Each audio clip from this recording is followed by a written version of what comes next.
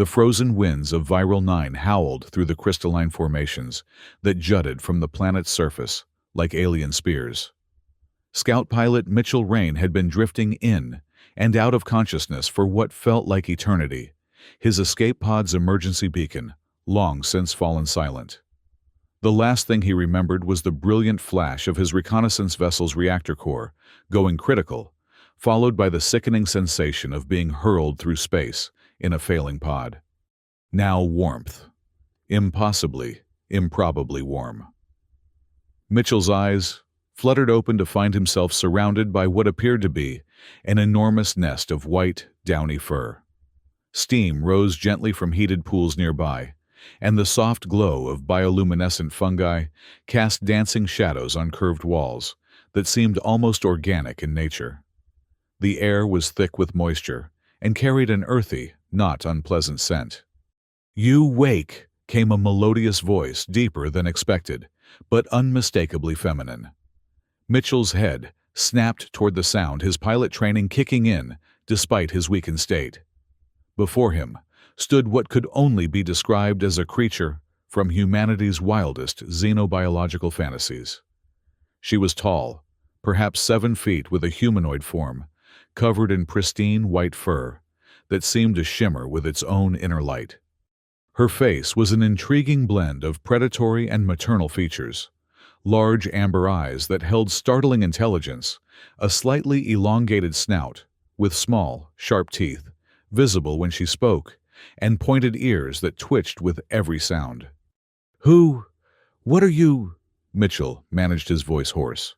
He tried to sit up, only to discover his wrists and ankles were bound with what appeared to be some kind of organic fiber. The creature tilted her head, studying him with those golden eyes. "I am Riona of the Southern Wing. You are my nest prize." Nest prize. Mitchell's military training warred with confusion. "I'm not anyone's prize. I'm Lieutenant Mitchell Rain of the Terran Reconnaissance Corps, and I demand you release me immediately." Riona made a soft, chittering sound that might have been laughter. "You smell of stars and metal ships, but you are here now in my nest, and you are mine to tend."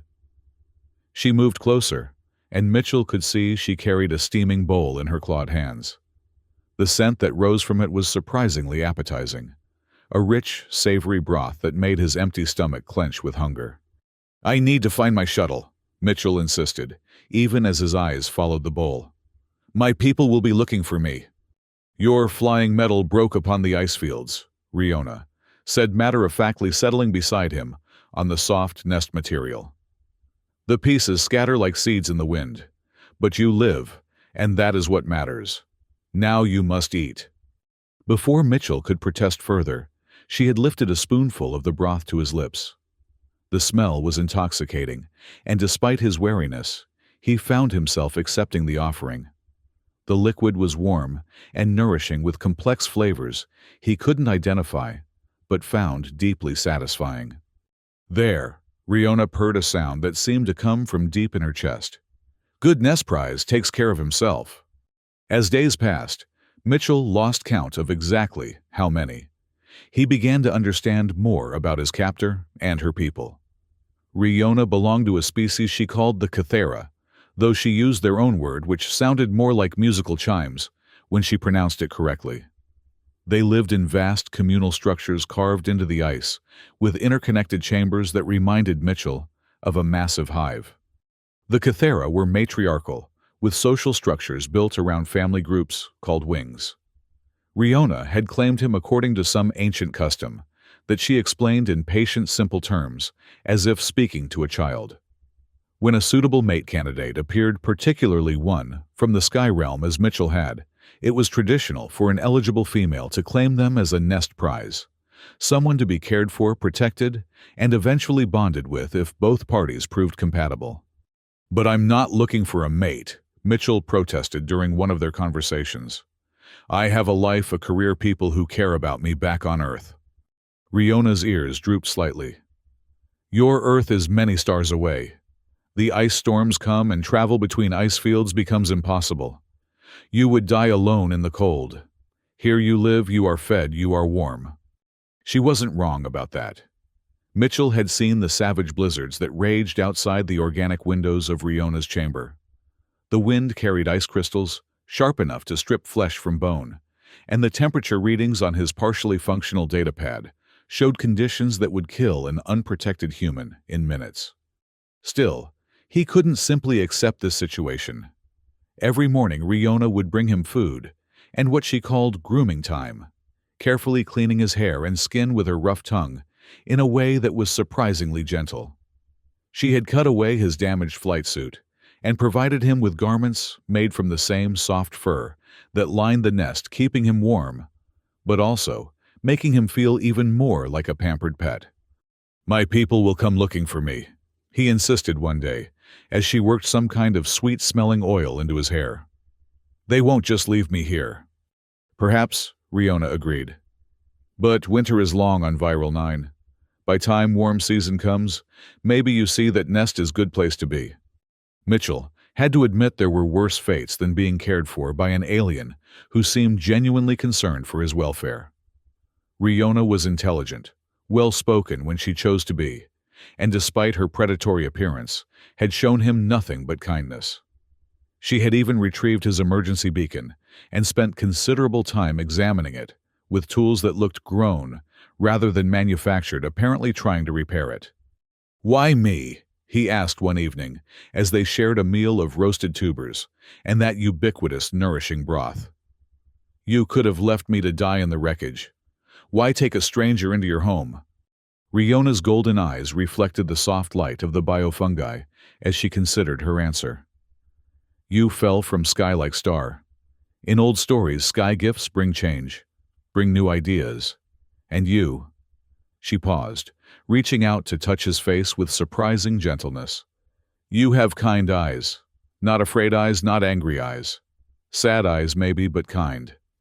Before Mitchell could respond to this unexpectedly intimate observation, a low horn sounded somewhere in the depths of the structure. Riona's head snapped up her ears, twitching with alertness. "What is it?" Mitchell asked. "Challenge horn," she said, suddenly tense. "Someone comes to question my claim." The concept of a challenge was explained to Mitchell in hurried whispers, as Riona prepared for whatever was coming. In Cathara society, if another individual believed they had a better claim to a nest prize, they could formally challenge the current holder. This could be resolved through ritualized combat displays of worthiness, or negotiation depending on the circumstances. The challenger turned out to be another female, though smaller and more compact than Riona. Her fur was a darker shade, almost gray, and her amber eyes held a calculating intelligence that made Mitchell immediately wary. Vayli Riona greeted with careful neutrality. "Sister Vayli," replied, though the word carried little warmth. Her gaze shifted to Mitchell, and he felt like a piece of meat being appraised. "So this is the sky gift you claim?" "He seems soft." "He is healing," Riona said firmly. "The fall damaged him." Vayli circled them both, her movements predatory and graceful. "Our mother says you have been careless with this one, that you spoil him like a cub rather than testing his worth." Mitchell felt his temper rising. "I'm not property to be tested or spoiled. I'm a sentient being with my own will and rights." Vayli's ears flattened against her head. "It speaks boldly for one who cannot survive a single night outside the nest." "That's enough," Riona stepped between them, her own posture becoming more aggressive. "He is mine to tend as I see fit." "Then prove he is worthy of such tender care," Vayli challenged. "Let him show he can contribute to the survival of the wing." The challenge that followed was unlike anything Mitchell could have imagined. Rather than ritual combat, Vayli demanded a test of practical value. If Mitchell was to remain with Riona, he needed to demonstrate that he could contribute something meaningful to their society. The test involved accompanying both females on a foraging expedition to gather a particular type of moss that grew only in the dangerous outer caverns where predators were known to lurk. Mitchell found himself equipped with tools he barely understood, following the two Cathara through twisting passages carved from living ice. "Stay close," Riona whispered as they moved. "The moss chambers echo. Sound travels far. They had been collecting the luminescent plant matter for perhaps an hour when they heard it. A sound like grinding stone mixed with a low, thrumming vibration that seemed to come from everywhere at once. The Valley hissed, all pretense of challenge forgotten. "It wakes!"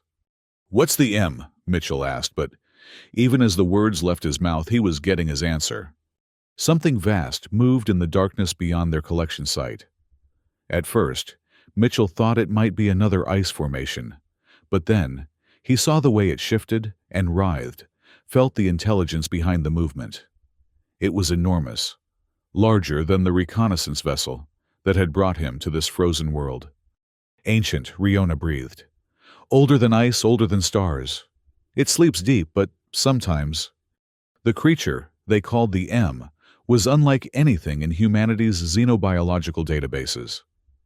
Mitchell caught glimpses of it through the crystalline formations, segments of what might have been carapace appendages that defied easy categorization, and worst of all, something that might have been an eye easily the size of his entire body that tracked their movement with unmistakable awareness. "We need to leave," Bailey said, her earlier antagonism replaced by primal fear. "Now." But as they began to retreat, Mitchell's damaged beacon, still strapped to his waist, chose that moment to emit a sharp electronic beep. The sound echoed through the caverns, and the M responded immediately. The thrumming vibration increased, and the massive form began to move more purposefully in their direction. "Run," Mitchell said simply, and for once, no one argued with him. What followed was a harrowing escape through the ice labyrinth, with the M pursuing them through passages that groaned and cracked under its immense weight. Mitchell found himself relying on Riona and Bailey's knowledge of the tunnels, while they seemed to appreciate his more analytical approach to finding the safest route back to the main hive. They reached safety, just as several sections of the tunnel system collapsed behind them, hopefully slowing their pursuer. But the encounter had changed something fundamental in their relationship dynamic. "You stayed," Bailey panted as they caught their breath in the safety of Riona's chamber. "When the M stirred, you could have run ahead. But you stayed with us." Mitchell shrugged, wincing at pulled muscles he hadn't known he possessed. "Where would I go? This is your world, not mine. Besides," he looked at Riona, "someone recently reminded me that survival sometimes means accepting help from others." Bailey studied him for a long moment, then nodded slowly. "I withdraw my challenge. The Sky Gift has proven his worth." She turned to Riona. "But, Sister, the M stirs more frequently now. The Council must know." The Council of Matrons was convened 3 days later. Mitchell found himself in the largest chamber he had yet seen within the hive. A vast space with walls that curved up to disappearing heights, lit by countless bioluminescent formations that created an almost cathedral-like atmosphere. At the center was what Riona had called the fire circle, though no actual flames were present. Instead, heated stones radiated warmth, while aromatic herbs burned in small braziers, creating a space that felt both ceremonial and intensely practical for a species adapted to cold. The matrons themselves were impressive. Elderly Cathera, whose fur had taken on silver and gold tones with age, their eyes holding the accumulated wisdom of decades. At their head sat Matron Kira, whose presence seemed to command the attention of everyone in the chamber without effort. "So," Matron Kira's voice carried easily through the large space, "the Sky Gift seeks to remain among us, and in doing so brings news of the M's stirring." Mitchell had spent the past days learning what he could about the M from Riona and others who were willing to share knowledge. It was according to their oldest stories, a guardian, or possibly a prisoner, of something even more ancient and powerful. The Cathera had coexisted with it for generations, but its recent increased activity was troubling. "With respect, Matron," Mitchell said, rising to address the assembly, "I don't seek to remain. I simply have no choice at present. My vessel is destroyed, and I have no way to contact my people or leave this world." "And if rescue came?" Matron Kira asked. If your sky people arrived with ships to take you away. Mitchell hesitated, glancing at Riona. I would need to consider my responsibilities. A murmur ran through the assembled Cathera. Matron Kira raised a hand for silence. You speak of responsibilities. What responsibilities does a sky gift have to those who care for him? Before Mitchell could answer, alarms began sounding throughout the hive. Not the horn calls he had grown accustomed to, but sharp electronic sounds that made every Cathera present tense with alertness. What is that? Riona demanded. Mitchell recognized the sound immediately. Search and rescue beacon. A ship is scanning for me. The chamber erupted in discussion as the implications sank in. Mitchell's people had found him, but now the question was, what would happen to the delicate balance that had been established? Matron Kira called for silence again. It seems we will have our answer sooner than expected. Skygift Mitchell Rain, your people come. What will you tell them? The next few hours were among the most tense of Mitchell's life. The rescue ship turned out to be a military vessel under the command of Commander Tavala, Mitchell's direct superior. Riona had escorted him to the surface, along with a delegation of Cathara, including Matron Kira herself. The landing was tense. The rescue ship's weapon systems were clearly active, though not targeted, while the Cathara delegation stood in a formation that could be either welcoming or defensive depending on one's perspective. Commander Tavala was a pragmatic woman in her 50s, her career built on successful first contact protocols and diplomatic missions. She emerged from the ship in full environmental gear, flanked by Marines, but with weapons lowered. Lieutenant Rain, she called across the ice field. You're looking well for someone who's been listed as missing in action for 6 weeks. 6 weeks. Mitchell was startled. The time had passed differently in the hive, and he hadn't realized how long he'd been there. Yes, we tracked your beacon finally, though it took considerable effort to pinpoint your location through the interference this world generates. Commander Tavala's eyes took in the Cathara delegation. I see you've made contact with the local population. More than contact, Mitchell admitted. Commander, these people saved my life. They've cared for me, and in return, I've learned about a potential threat that could affect any human settlement on this world. The negotiations that followed were complex and delicate.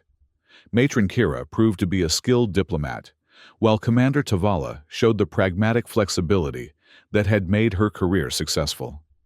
Mitchell found himself serving as translator, not just of language, but of cultural concepts and concerns. The key issue was the M. According to Cathera history, it was some kind of ancient bioform, possibly artificial, that had been dormant beneath Viral 9's ice sheets for millennia. Its awakening appeared to correlate with increased outside activity, including the electromagnetic signatures of human spacecraft. So you're saying our presence here could destabilize this entity? Commander Tavala asked. That is one interpretation, Matron Kira replied through Mitchell's translation. Or perhaps your arrival is simply coincidental with a natural cycle we do not fully understand. The point is, we cannot know without cooperation. Commander Tavala looked at Mitchell. And your recommendation, Lieutenant?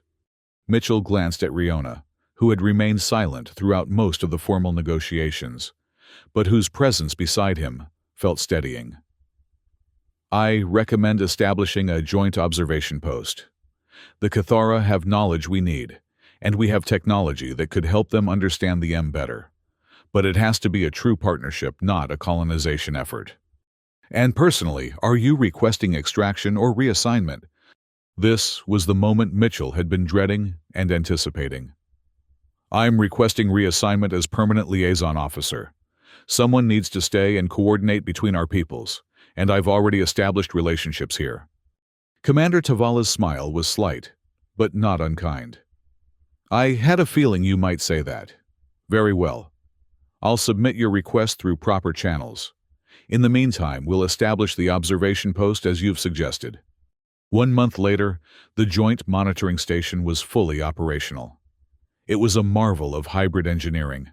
Human technology integrated seamlessly with Cathara biotechnology, in ways that seemed to work better than either approach alone. Mitchell had been officially assigned as the primary human liaison, a position that gave him considerable autonomy while keeping him in regular contact with the research teams. His quarters were shared with Riona, who had been designated as his counterpart and guide. "You could have left," she said one evening, as they watched the aurora-like displays that the monitoring equipment sometimes created in Viral 9's upper atmosphere. "Your commander offered extraction twice during negotiations." "I know," Mitchell replied, settling beside her on the observation platform they had built together. "But you were right about something." "What is that?" "Maybe, by the time the warm season came, I would see that the nest is a good place to be." Riona's contented purr vibrated against his shoulder as she leaned into him. "Skygift becomes nestmate. It is good change."